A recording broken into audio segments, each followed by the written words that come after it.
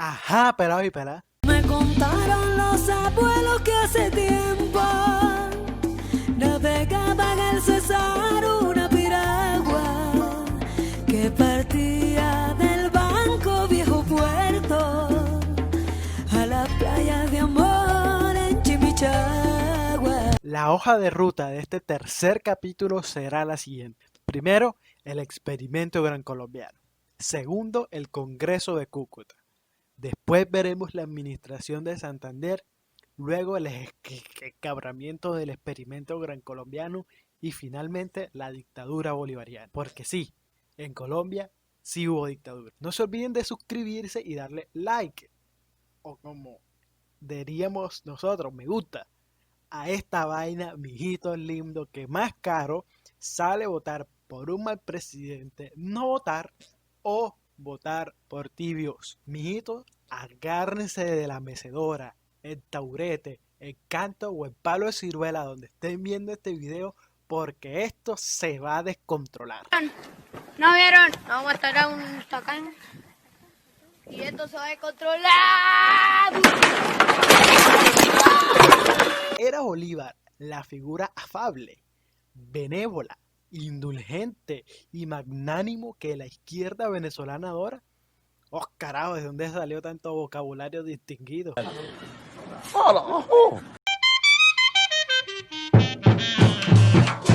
Después de la victoria del Puente Boyacá, tomó lugar el Congreso de Angostura, en lo que hoy es Ciudad Bolívar. En este evento se declaró la unión del territorio que antes era el virreinato de la Nueva Granada bajo el nombre de la República de Colombia. Los libros de historia le llaman la Gran Colombia para diferenciar este periodo del actual. A pesar de que el objetivo de este congreso era organizar la nación políticamente, este objetivo no se logró, sino que se designó un congreso representativo para tomar esa decisión cuando el tiempo fuera el adecuado. Lo que sí hicieron fue organizar un gobierno provisional que incluía administraciones separadas para la Nueva Granada y para Venezuela. Cada provincia tendría un vicepresidente, bajo el liderazgo de Bolívar como presidente. El Congreso o los congresistas serían electos bajo un sufragio sumamente avanzado para la época. Podían votar las mujeres, cuyo voto valía por 2. Podían votar los negros, los indígenas y los partos. Obviamente, solamente podían votar algunos sectores privilegiados de la población y los militares, cosa así muy rara para la época. Los ciudadanos electos discutieron de nuevo el tema de federalismo o centralismo, guiados por varias alternativas. Los delfines de Bolívar y algunos liberales neogranadinos optaban por el centralismo y basaban su decisión en los fallidos intentos federalistas del pasado. Quizá el hecho que más empujó a los congresistas a decidirse por este modelo centralista fue que aún varias porciones del territorio estaban bajo dominio realista. Sin embargo, dejaron la puerta abierta al federalismo, pues se decidió que 10 años más tarde se haría una convención para revisar y analizar la posibilidad de utilizar este sistema. En este congreso no todo fue organización política. La constitución que emanó de este ejercicio estableció un sistema republicano, con poderes separados y derechos individuales. Mantenía algunos requisitos para votar y las elecciones serían por medio de algo parecido al colegio electoral, donde los ciudadanos elegían a sus representantes indirectamente a través de asambleas electorales. Y no menos importante, eligieron presidente y vicepresidente, Bolívar lo uno y Santander lo otro. El Congreso tenía un corte liberal muy claro, y eso permitió realizar reformas en cuanto a derechos individuales, muy necesarias. La primera de ellas fue ratificar, como ya lo habían hecho en la provincia de Antioquia, la libertad de bienes. Una cuestión curiosa fue que durante la sanción de la ley, varios diputados se levantaron para declarar, en medio de lágrimas y ovaciones, que concedían la libertad a sus esclavos. Señoras y señores, Dios bendiga a Colombia.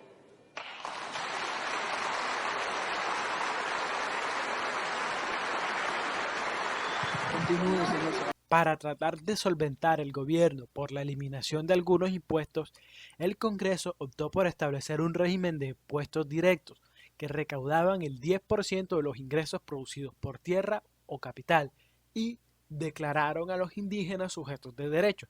con el propósito de obligarlos a pagar impuestos. Las reformas económicas privilegiaban el ingreso por encima de la protección al comercio nacional.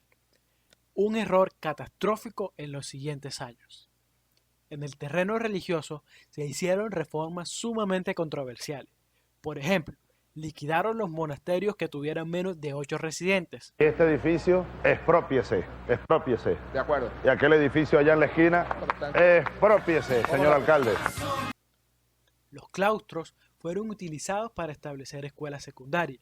Se eliminó la Inquisición y algunas restricciones bibliográficas. Sin embargo, no todo es marimondas y suero con yuca. Los esclavos nacidos antes de la libertad de bienes seguían siendo esclavos.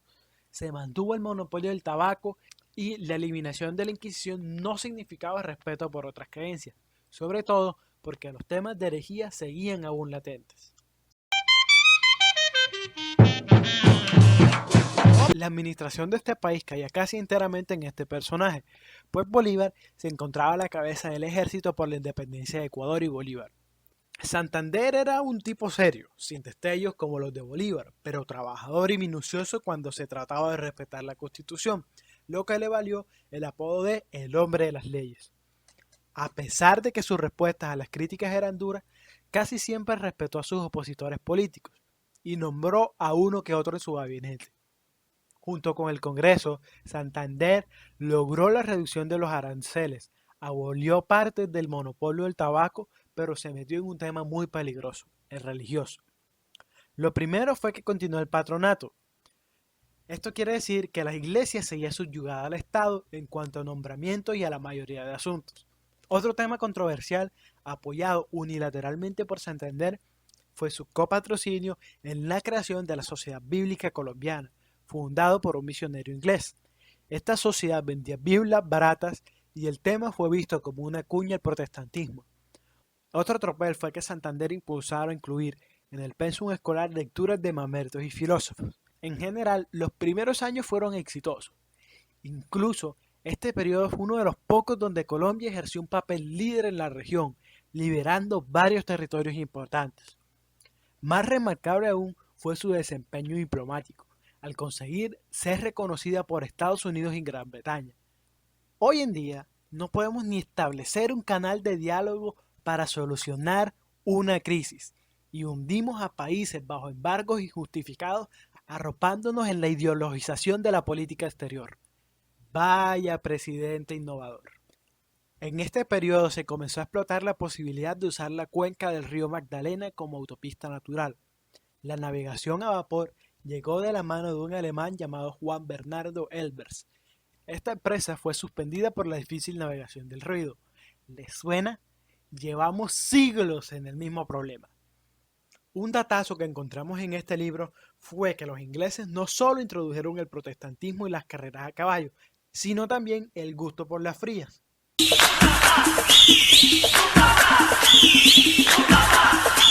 Sin embargo, la primera deuda pública fue con los mismos ingleses, en una parte para asumir viejas deudas y por otra por insumos militares. Como cosa rara, se hicieron las cosas al revés. Compraron, por ejemplo, fragatas que nadie sabía navegar y que jamás se utilizaron. Además de eso, comenzamos con el tropel de la corrupción.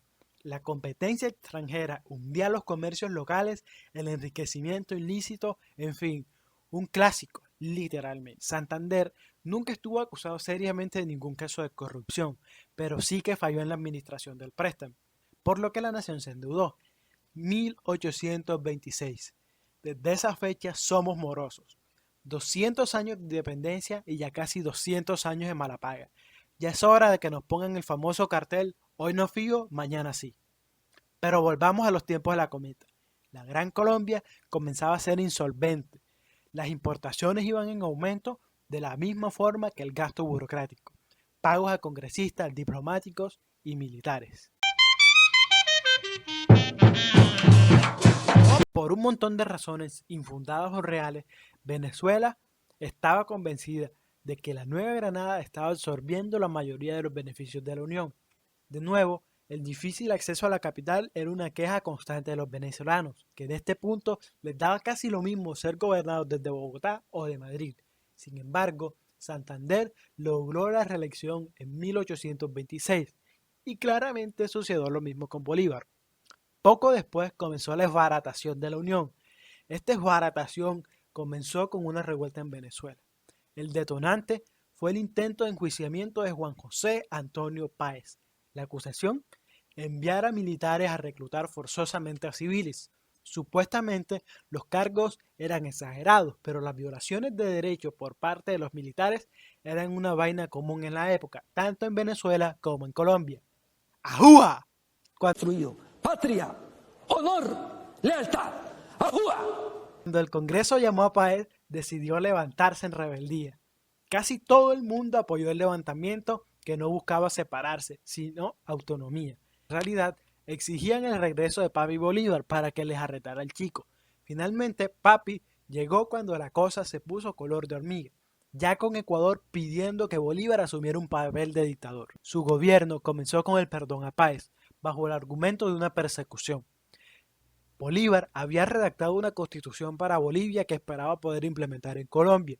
La organización propuesta en esta constitución constaba de una legislatura dividida en 3 corporaciones y un presidente vitalicio. Cuando llegó a la Gran Colombia, recompensó a los que habían propuesto un mandato dictatorial. Bolívar adelantó la convención que revisaría el tema de la organización de la que habíamos hablado hace un rato, cosa que era ilegal. La reunión se llevó a cabo en Ocaña en 1828. Las separaciones estaban sembradas. Santander creía que la idea de una presidencia vitalicia era una monarquía disfrazada. Obvio, Bobis. Y por ende, una traición a la independencia. La disputa fue llevada al plano público, en el Congreso y en los medios de comunicación. El desbaratamiento de las relaciones entre los próceres de la patria se dio cuando unos militares colombianos que Bolívar había dejado en Perú regresaron a Ecuador con intención de castigar a todos los que habían ofrecido poderes dictatoriales a Bolívar, a los que Santander no ocultó empatía. Bolívar en este momento se encontraba en Venezuela y cuando regresaba para ejercer su cargo, muchos de los amigos de Santander apoyaron el burro.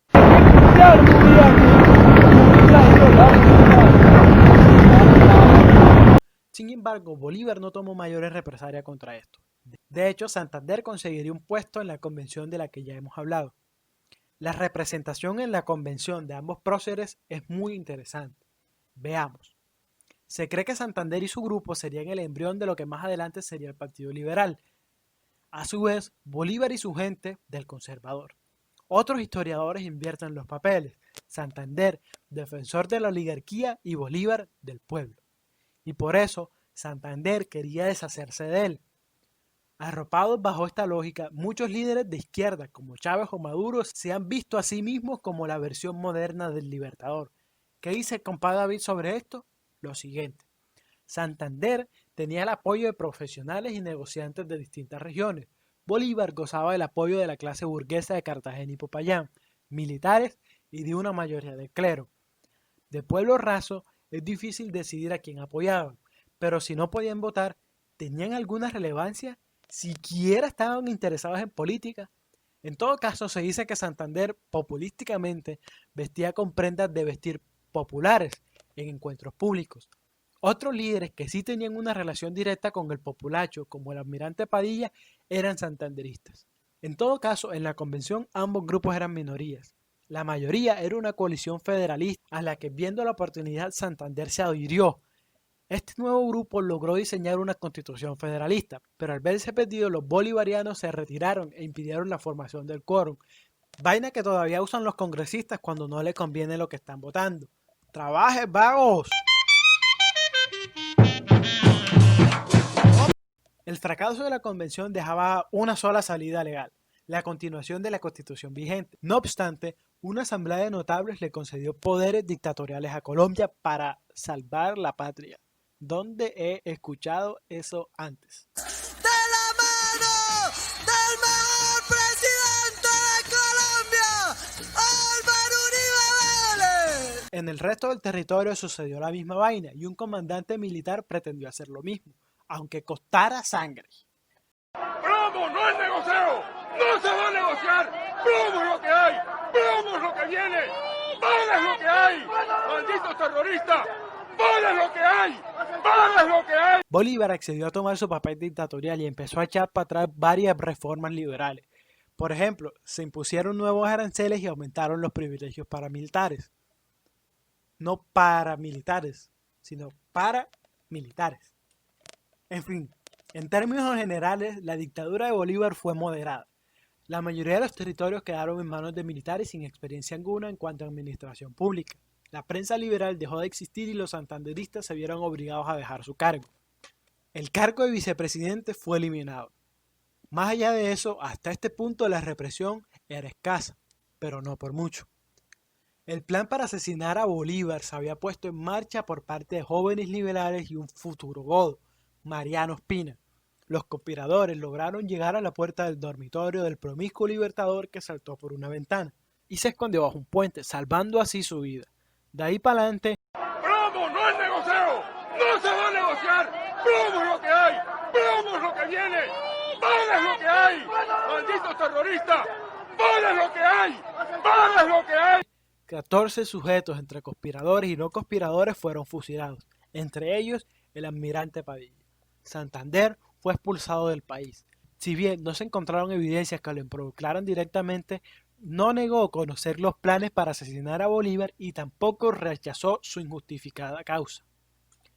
Entre revueltas y motines apareció la guerra contra Perú por territorios ecuatorianos, conflicto que resultó favorable a Colombia.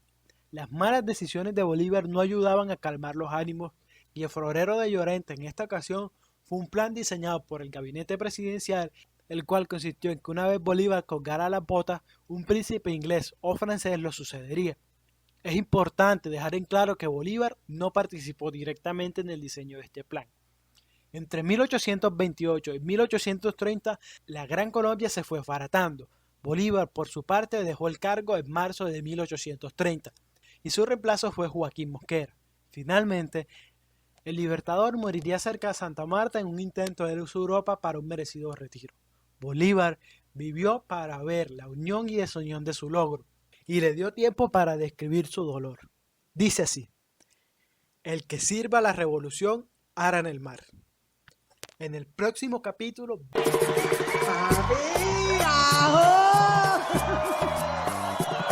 decirte una cosa. Si no hubiera sido por el bellaco, tú serías el padre de mi hijo. Veremos la Nueva Granada como Estado-Nación. Nos pillamos.